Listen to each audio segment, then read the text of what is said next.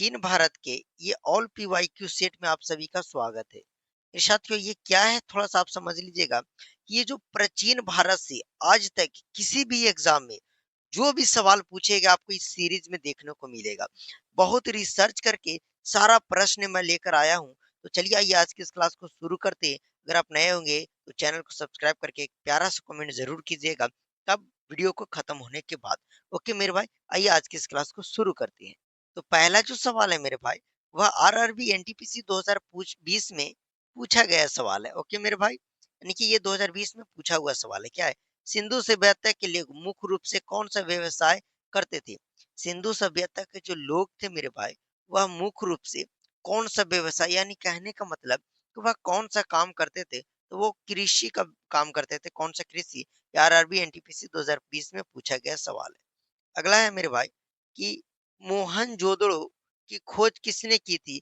ये बीपीएससी 2017 में पूछा गया सवाल है कि मोहनजोदड़ो का खोज किसने किया था? तो राखल दास बनर्जी जो थे, ये मोहनजोदड़ो का खोज किए थे। ओके। अगला है मेरे भाई कि आर्य भारत में सबसे पहले कहाँ बसे? आर्य जो थे, आर्य भारत में सबसे पहले कहाँ बसी? एसएससी 2018 में पूछा गया सवाल है। तो पंजाब क्षेत्र में। कहा मेरे भाई? पंजाब क्षेत्र में। Option D is the right answer हो जाएगा।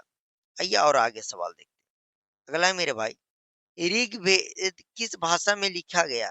ऋग्वेद जो है मेरे भाई, ये जो वेद है ऋग्वेद, वह किस भाषा में लिखा गया? तो संस्कृत भाषा में। ये यूपीएससी 2016 में पूछा गया सवाल है। तो आपको एक आइडिया लग रहा होगा कि प्राचीन भारत से किस टाइप के प्रश्न पूछे जा रहे हैं। आपको एकदम प्राचीन भारत डीप में पढ़ना होगा मेरे भाई। उसके बाद आप किसी भी एग्जाम में बैठिए, आपको कोई दिक्कत नहीं होगा। आप बस यहाँ से यही देख सकते हैं कि किस प्रकार का प्रश्न पूछे जाते हैं।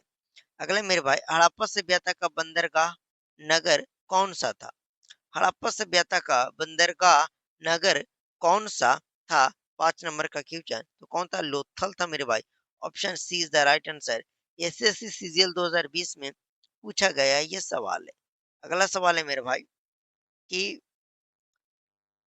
अगला था सवाल है मेरे भाई, दुष्यंत और शकुंतला की रचना किसने की थी?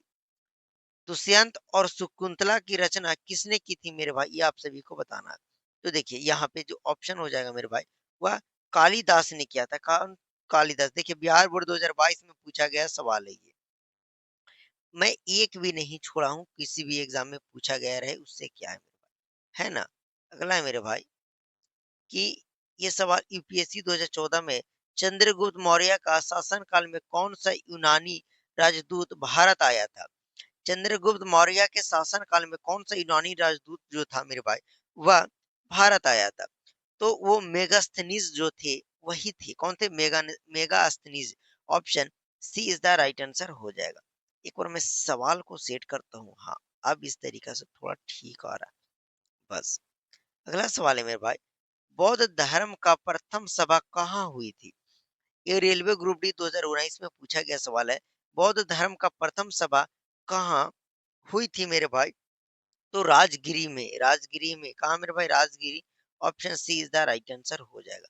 अगला देखिए, अगला है, जैन धर्म के 24वें तीर्थकार कौन थे? जैन धर्म के 24वें तीर्थकार कौन थे? Mahavir. Mahavir. Option B is the right answer. SSC 2021 में पूछा गया। अब देखिए मेरे भाई, ये कौन से एग्जाम में पूछा गया ये मैं नहीं बताऊंगा, आप देख लीजिएगा। आपको तो प्रिंटेड यहाँ पे दिख ही रहा है। ओके, मैं बस सवाल को पढ़ूंगा, आंसर बताऊंगा। अगला है, बुद्ध का महापरिनिर्वाण कहाँ हुआ था? बुद्ध का महापरिनिर्वाण कहाँ हुआ था मेरे भाई? तो ये कुशीनगर में। Kushinagar. Option D is the right answer हो जाएगा। आप यहाँ से ध्यान दे लीजिएगा कौन सा एग्जाम में पूछा गया है। अगला है मेरे भाई, धम्म शब्द किस शासन से संबंधित है? धम्म शब्द जो है मेरे भाई, वह किस शासन से संबंधित है? अशोक के शासन से, अशोक शासक से संबंधित है। Option A is the right answer हो जाएगा। यूपीएससी 2015 में पूछा गया था। मौर्य काल में संघ का क्या अर्थ था? मौर्य काल में मेरे भाई संघ का क्या अर्थ था? क्या था? तो धार्मिक संगठन। Option C is the right answer हो जाएगा। बीपीएससी 2018 में पूछा गया सवाल है। तो मौर्य काल में संघ का क्या अर्थ था मेरे भाई? तो सी हो जाएगा धार्मिक संगठन, option C is the right answer. अगला है मेरे भाई कि अशोक का सबसे बड़ा धर्म चक्र कहाँ है? अशोक का सबसे बड़ा धर्म चक्र कहाँ है मेरे भाई? तो कहाँ है आप सभी को बताना है। तो सारनाथ में। ओ मेरे भाई कहाँ? सारनाथ में। Option A is the right answer. Railway 2020 में पूछा गया सवाल है। अगला है मेरे भाई कि देवनाम प्रिय और प्रायदर्शी, देवनाम प्रिय और प्रियदर्शी उपाधियां किसकी थी? एसएससी सीजीएल 2017 में पूछा गया सवाल है। तो ये अशोक की थी। Option C is the right answer हो जाएगा। ओके मेरे भाई, आइए अगला देखते हैं। अगला सवाल है कि चालों की राजधानी कौन सी थी? यानी चोलों की, देखिए चोलों की जो राजधानी थी मेरे भाई, वह कौन सी थी? तो कौन सी थी? तो तंजौर हो जाएगा। Option C is the right answer. UPSC 2019 में पूछा गया है, यानी कि 15 का सी आंसर हो जाएगा तंजौर। ओके मेरे भाई, अगला है कि गुप्त काल को किस नाम से जाना जाता है? गुप्त काल को किस नाम से जाना जाता है? स्वर्ग युग, युग। Option A is the right answer हो जाएगा 16 के बाद। अगला है मेरे भाई कि इस्लामाबाद प्रशिस इस्लामाबाद प्रशस्ति किसने लिखी थी? इस्लामाबाद प्रशस्ति किसने लिखी थी? ये एसएससी सीजीएल एसएससी सीएचएसएल 2020 में पूछा गया, मतलब इंपॉर्टेंट प्रश्न है। तो किसने लिखी थी मेरे भाई? तो हरिशेष ने। हरिसेन ने, शेष नहीं, Harisena. Option D is the right answer हो जाएगा।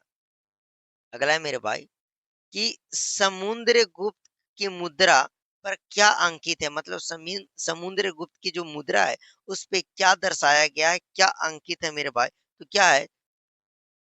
तो गरुड़ ध्वज। Option B is the right answer हो जाएगा। ये यूपीएससी 2013 में पूछा गया सवाल है। अगला है कि नालंदा विश्वविद्यालय का उत्खनन का श्रेय किसे जाता है? ये रेलवे 2018 में पूछा गया था। नालंदा विश्वविद्यालय के उत्खनन का श्रेय किन्हें जाता है मेरे भाई? किन्हें जाता है? तो किन्हें जाता है? तो अलेक्जेंडर कनिधम को, यानी option A is the right answer हो जाएगा। अगला है हर्षचरित में किस शासन का वर्णन है? हर्षचरित में किस शासक का वर्णन है मेरे भाई? बहुत ही सिंपल सवाल है। किसका? तो हर्ष का। किसका? हर्ष का। Option C is the right answer हो जाएगा। तक्षशिला कहाँ स्थित है मेरे भाई? तक्षशिला जो है वह कहाँ स्थित है? पाकिस्तान में। Option B is the right answer हो जाएगा। अगला देखिए, अगला है दीवान ए रियासत किस भाग से जुड़ा है? दीवान ए रियासत किस भाग से जुड़ा है? तो वित्त वित्त भाग से। चलिए ये भी देख लीजिए, बीपीएससी 2020 में पूछा गया है। बौद्ध धर्म की तीसरा सभा का आयोजना आयोजन किसने किया था? बौद्ध धर्म के तीसरे सभा का आयोजन मेरे भाई किसने किया था? तो किसने किया था? अशोक ने। Option B is the right answer हो जाएगा। 23 नंबर का option B is the right answer हो जाएगा। चलिए फटाफट करने करने दीजिए। तो मौर्य काल में भूमि कर को क्या कहा जाता है? मौर्य काल में भूमि कर कर को क्या कहा जाता है मेरे भाई? क्या कहा जाता है? तो क्या कहा क्या कहा जाता है मेरे भाई? तो भूरा जस्व रेलवे एनटीपीसी 2022 में पूछा गया है। अगला है मेरे भाई कि विक्रम संवत की शुरुआत किसने की थी? विक्रम संवत की शुरुआत किसने की थी? 25 नंबर की क्वेश्चन। तो विक्रम द्वितीय। कौन? विक्रम द्वितीय। Option B is the right answer हो जाएगा। आइए अगला सवाल देखते हैं। अगला है मेरे भाई कि बौद्ध के अनुयायियों का समूह क्या कहलाता है? बौद्ध के अनुयायियों का समूह क्या कहलाता है मेरे भाई? तो संघ कहलाता है। Option A is the right answer. BPSC 2015 में पूछा गया सवाल है। अगला है मेरे भाई 27 नंबर प्रश्न पे ध्यान दीजिएगा कि महाजनपद काल में कितने जनपद थे? महाजनपद काल में कितने जनपद थे?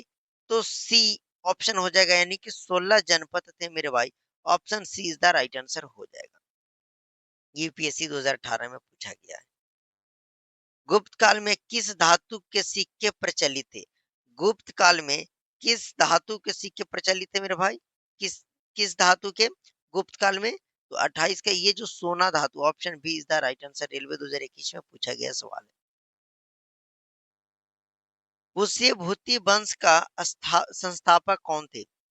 पुष्यभूति वंश का संस्थापक कौन थे मेरे भाई? तो कौन थे? इसका आंसर आपको कमेंट में देना, आप कैसे भी दीजिए, मैं नहीं जानता हूँ। ये सवाल है क्योंकि बिहार बोर्ड में पूछा गया सवाल है, इजी इजी सवाल है इसीलिए। लास्ट सवाल हम देखते हैं मेरे भाई कि मौर्य काल में गुप्तचर विभाग के प्रमुख क्या कहलाता था? मौर्य काल में गुप्तचर विभाग का प्रमुख मेरे भाई क्या कहलाता था? स्पष्ट कहलाता था। स्पष्ट कहते थे इसे। Option C is the right answer. BPSC 2014 में पूछा गया सवाल था। तो मेरे भाई इसी के साथ प्राचीन भारत का, एक मिनट पेन चेंज कर लेता हूँ मैं थोड़ा। इसी के साथ प्राचीन भारत का ये पार्ट 6 भी कंप्लीट हो गया ऑल पीवाईक्यू का। हम मुझ मेरे हिसाब से ये प्राचीन भारत का लगभग लगभग जब हम लोग 30 क्वेश्चंस कर रहे हैं मेरे भाई, तो ये लगभग हमारा कितना भी तो 15 के आसपास सेट जाएगा। मतलब 15 तिया 45 450 क्वेश्चन जो होगा वो किसी ना किसी एग्जाम में पूछा ही गया है। 450 में आपका 50 क्वेश्चन रिपीट होगा, मतलब कि 400 क्वेश्चन आपको पूरा इस चैप्टर से मिलेगा न्यू, जो कभी ना कभी किसी न किसी एग्जाम में पूछा गया। इससे ये सीरीज करने से आपको फायदा यही होगा कि आपको पता चलेगा कि एसएससी हो, बीपीएससी हो, रेलवे हो या किसी भी गवर्नमेंट एग्जाम हो, तो उसमें किस प्रकार से एक प्रश्न पूछे जा रहे हैं प्राचीन भारत से। ठीक है। आजकल फालतू पढ़ाना ज्यादा कोई बड़ी बात नहीं मेरे भाई, कितना पढ़ना है यही मैटर करता है। आई होप आपको आज का ये क्लास अच्छा लगा होगा मेरे भाई। एक अपना लाइक देकर हमें सपोर्ट कीजिएगा। मिलते हैं आप सभी से अगले